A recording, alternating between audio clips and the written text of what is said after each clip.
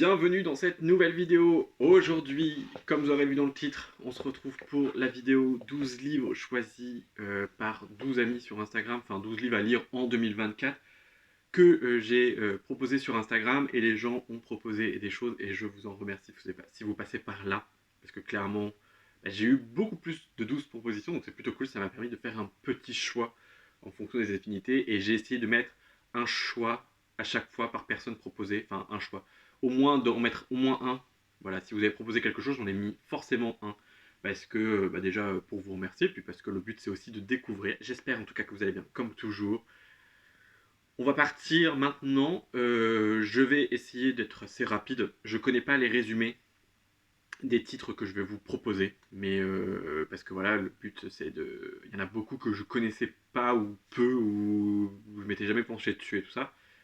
Voilà, donc il n'y aura pas vraiment de résumé dans cette vidéo. Je vais essayer de vous mentionner à chaque fois les personnes et de vous mettre tout dans la description, donc que ce soit les chaînes YouTube ou pour ceux qui ont juste un Instagram, dans la description aussi. Je vais essayer de faire ça bien. Ces 12 titres, j'aimerais les lire en 2024 et c'est l'objectif. Euh, voilà, le but étant de découvrir autre chose et de sortir un peu de ma zone de confort, même si certains titres étaient fortement dans ma wishlist, donc forcément, je n'ai pas pu m'empêcher de les sélectionner. Tout d'abord, le premier, je l'ai en ma possession parce que je l'ai emprunté en médiathèque. C'est Les Oiseaux du Temps de Amal El Motard et Max Gladstone aux éditions Mew. J'aime beaucoup la couverture. Il m'a été recommandé, enfin, Lucie le recommande tellement bien. Donc, Lucie de la chaîne Lucie a lu. C'est un de ses livres préférés, si je me trompe pas, hein, clairement. Donc, je l'avais mis en wishlist. J'avais très envie de le découvrir parce qu'elle en parle très bien et elle donne très envie. Et au vu de ce qu'elle raconte, j'ai très envie de le découvrir et ça faisait partie de mon top de découverte de ce début d'année. Et quand elle me l'a proposé dans le challenge 12 livres pour 2024, voilà, je me suis dit autant foncer dessus.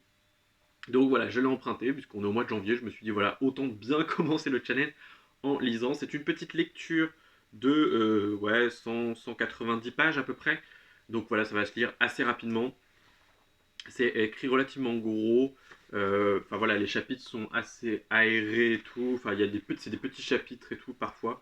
Donc clairement, je pense que ça va se dévorer. Tout ce que je sais, c'est que c'est de la science-fiction. Enfin, c'est classé sur Livre Addict comme de la science-fiction. J'en sais pas plus d'autres choses, à part qu'il y a une personne qui se nomme Rouge et une personne qui se nomme Bleu. C'est des combattants ennemis d'une guerre étrange, temporelle. Enfin, voilà, c'est ce qui est écrit derrière. J'ai pas trop envie de relire parce que je sais que je vais le lire assez rapidement là dans les jours qui viennent. Voilà. Donc clairement, je préfère me laisser porter. Donc voilà le premier titre. Le deuxième, c'est Les 12 d'Aristarque, le tome 1, La vengeance de la dame, par Jordan Ifueko. Ça m'a été recommandé par A Life with the Books. Je vous mets la couverture là.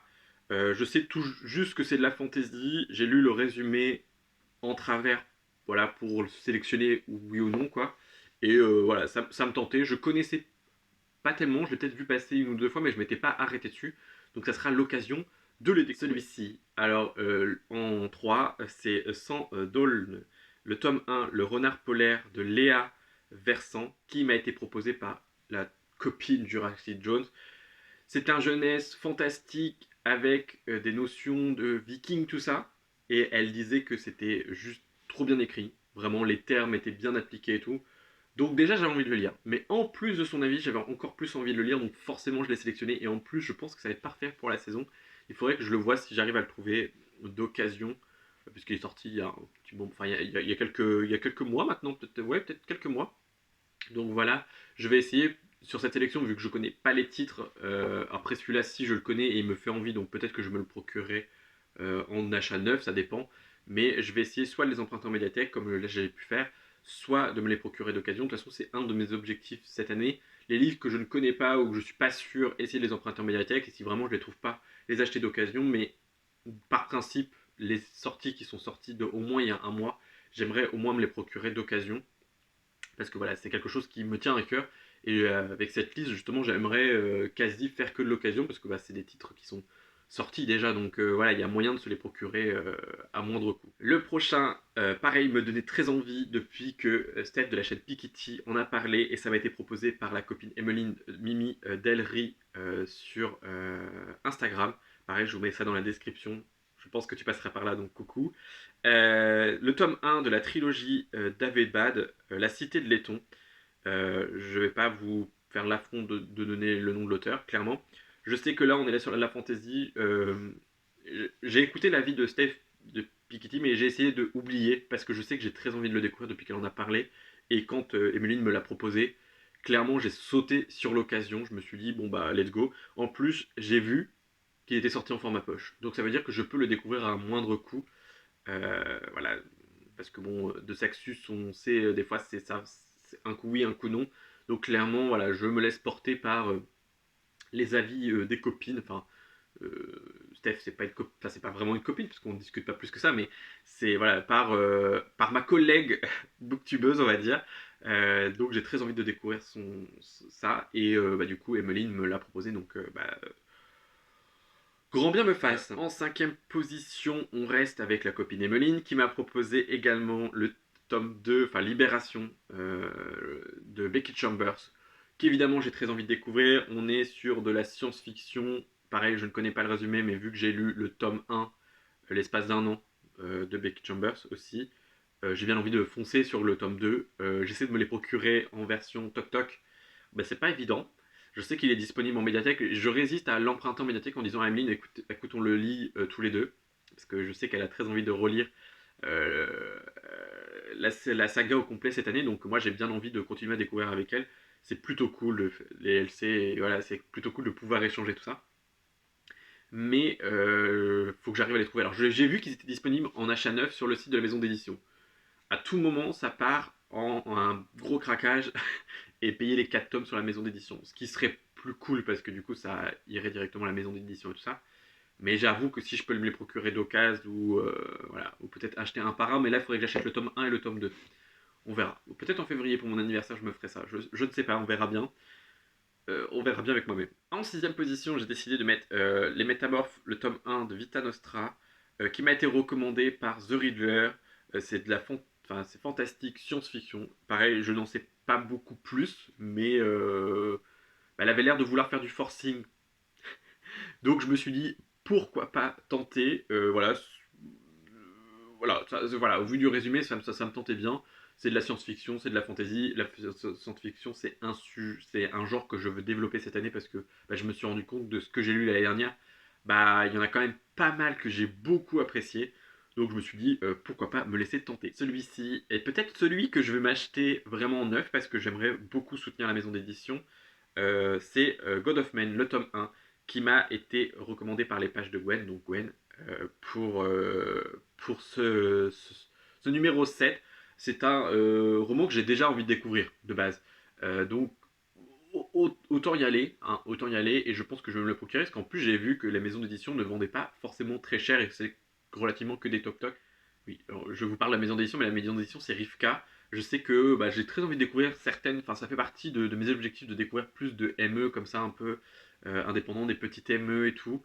Et j'ai très envie, God of Men me tentait déjà depuis un petit moment, puis là j'ai vu le prix en œuvre, je me suis dit ok pourquoi pas, vraiment autant voilà, je vais me laisser tenter je pense, et puis on verra ce que ça donne. C'est pareil, le résumé je ne l'ai pas relu, parce que celui-là je savais pertinemment que je voulais le découvrir cette année. En huitième, il y a les 7 morts d'Evelyn Darkostle de Stuart Turton, qui m'a été proposé par Lecture Praline sur Instagram. C'est un policier fantastique. C'est pour ça que je l'ai mis dans cette liste, parce que bah, policier, je suis pas hyper adepte du genre, mais le côté fantastique, je me dis, ça peut relever la chose. Donc on verra bien. Le but étant aussi de sortir de ma zone de confort avec ce challenge. Donc voilà, je l'ai mis, je me suis dit pourquoi pas. Toujours recommandé par Lecture Praline. J'ai aussi Mamie Lugé de Benoît Philippon, qui est un policier humoristique. Je l'ai déjà vu passer, j'ai déjà vu quelques avis dessus et les avis m'avaient un peu tenté. Bon, je m'étais pas plus penché ça que dessus, et puis finalement j'ai lu un petit peu le résumé. Je me suis dit pourquoi pas. Pourquoi pas, voilà, tenter, on verra bien. En dixième position, le Clan Bennett, tome 1 de TJ Klune, pareil que j'ai très envie de découvrir, qui m'a été recommandé par Ludilis sur Instagram. C'est de la beatlit, de la romance. Euh, voilà, on est sur du TJ Klune, hein, donc je suis en train de découvrir euh, La maison au milieu de la mer Cyruléenne. Et c'est un auteur que j'ai très envie de découvrir en 2024.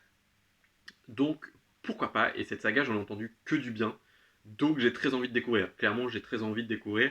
On verra ce que ça donne. Donc c'est pareil, celui-ci, bah voilà, j'étais très content de le classer dans ce petit challenge 12 livres pour 2024 parce que clairement, il me faisait très envie. On revient avec lecture praline en top 11. J'ai pas rangé, en fait, j'ai pris par ordre à chaque fois, j'ai classé et tout. J'aurais dû remettre ce qui était avec aussi. Parce que lecture praline m'a proposé beaucoup de choses. Et j'ai décidé aussi d'y mettre Le cœur cousu de Carole Martinez. Alors déjà parce que j'aimais beaucoup la couverture, il y a du violet, c'est une rose. C'est un contemporain. Je voulais en caser un dans la liste parce que bah, clairement, bah, il m'en fallait un. En fait, le but c'est de varier un peu les genres. Donc après, il y a une grosse dominance des gens qui me suivent parce que bah, moi je lis beaucoup de fantasy et tout ça. Donc forcément, voilà. Mais j'avoue qu'au vu du résumé, ça me tentait bien. Il me semble qu'on est sur une histoire le cœur cousu, de couture. Enfin voilà, il y a quelque chose dans ce vibe-là. Et ça me tentait quand même bien, donc voilà, je l'ai décidé de l'inclure. On verra bien ce que ça donne. J'essaierai de me le procurer, je pense, à la médiathèque, parce que je crois qu'il est dispo celui-ci. Et le 12e que j'avais décidé de mettre, c'est parce que du coup il est en 12e position, c'est toujours de la copine Jurassic Jones. C'est un fantasy jeunesse avec Cathédrale de Hermine Lefebvre. Voilà, elle avait recommandé aussi, elle m'avait recommandé aussi Cœur de sorcière, mais moi que j'ai déjà lu, que j'ai beaucoup aimé aussi. Donc voilà, j'ai vu que bah, j'avais du mal à trouver en fait parce que Cathédrale, le souci c'est que le livre addict me recensait beaucoup de choses et vu que je savais pas trop, vu qu'il n'y a pas de nom d'autrice et tout, voilà, au moins là j'ai bien tapé. C'en est tout pour cette petite vidéo présentation du challenge 12 livres pour 2024. On verra à la fin de l'année ou au début de l'année prochaine si j'ai lu tous ces livres. Honnêtement, je pense qu'il y en a quand même beaucoup parce que beaucoup me tentent énormément quand même. J'ai mis un peu plus des réserves sur les policiers et tout ça, mais je vais quand même essayer. En vrai, je vais quand même essayer parce que le but c'est aussi ça, c'est de sortir de sa zone de confort. Il y en a certains que c'est sûr que je vais lire cette année parce qu'ils me font très envie et parce que voilà, c'est comme ça, hein, plus que d'autres. Si vous avez aussi des recommandations, vous sur YouTube, à me faire dans la description, peut-être que je ferai une version YouTube, je sais pas. Peut-être, je me dis ça pourrait être sympa, ou alors une version peut-être graphique, je sais pas. Dites-moi dans les commentaires si ça vous tente, si vous êtes encore là à ce moment de la vidéo, mais si ça vous tente une version graphique ou une version YouTube de 12 livres en 2024. On verra bien, parce que bah, 24 livres pour 2024, c'est possible. Je sais pas, parce que vu que j'ai lu, je sais plus combien j'ai lu le roman l'année dernière, mais peut-être, je sais pas, on verra. Si ça vous botte vraiment, ou peut-être que j'en inclurai et que je les lirai à côté. De toute façon, j'ai pris des notes sur certains autres, hein, donc vous inquiétez pas, parce qu'il y a eu beaucoup plus de propositions, hein, donc j'ai pu piocher un petit peu, et j'ai pu en mettre d'autres dans la wishlist. En tout cas, j'espère que cette vidéo vous aura plu, que vous aurez passé un bon moment. Prenez soin de vous. Bye.